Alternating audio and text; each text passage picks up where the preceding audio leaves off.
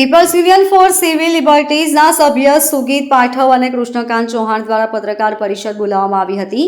પ્રકાશિત કરેલા અહેવાલમાં કોર્પોરેશનના ઉચ્ચ અધિકારીઓ દ્વારા મીટિંગ અને સંકલન કરી વરસાદી ઋતુ સામે સજ્જતાના ભાગરૂપે પ્રી મોન્સૂન કામગીરી હાથ ધરવામાં આવી છે, જેમાં ખાડી સફાઈ, ગટર સફાઈ, વરસાદ ગટર સફાઈ વગેરે અનેક પ્રકારની કામગીરી હોય છે.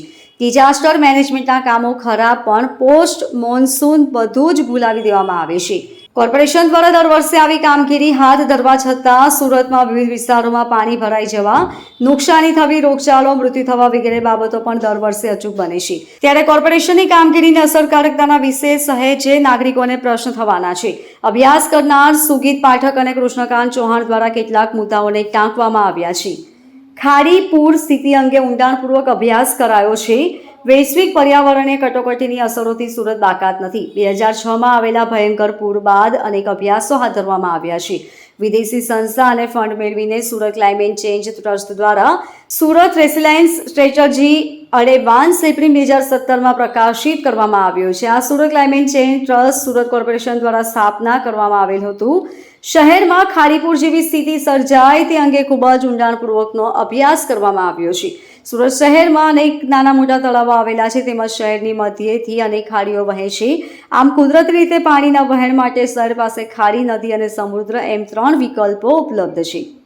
સુગીત પાઠકજી, બાય પ્રોફેશન હું આર્કિટેક્ટ છું અને આજે અમે લોકોએ જે રિપોર્ટ તૈયાર કર્યો છે એ રિપોર્ટ અમે એને માટે તૈયાર કર્યો છે કે સુરતમાં માત્ર નજીવા વરસાદની અંદર જે પૂર જેવી પરિસ્થિતિ સર્જાઈ છે એને માટે આપણે જોઈએ તો શહેરનું ટાઉન પ્લાનિંગ ડિપાર્ટમેન્ટ અને જે પણ નવી ટીપી સ્કીમો બને છે એમાં કઈ રીતે કુદરતી જળ સ્ત્રોતો પર, ખાડીઓ પર, તળાવો પર સરકાર દ્વારા જે એન્ક્રોચમેન્ટ કરવામાં આવેલા છે એને માટે પહેલાંના સમયમાં જે પાણી કુદરતી રીતે વહી જતું હતું એ પાણીમાં આજે અવરોધ પેદા થયા છે અને એમાં પૂરની પરિસ્થિતિ સર્જાઈ છે.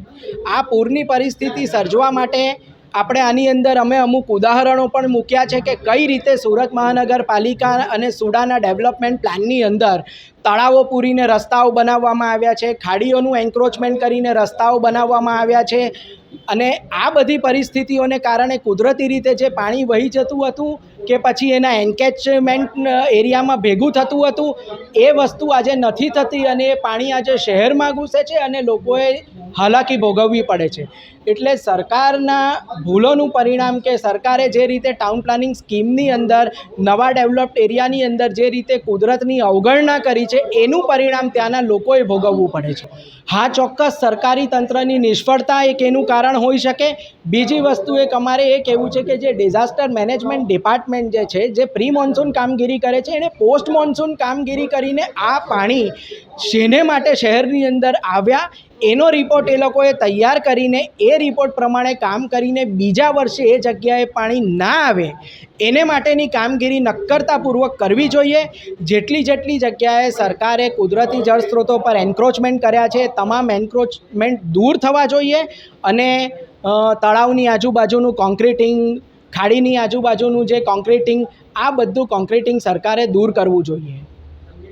Bureau report, LK star news, Surat.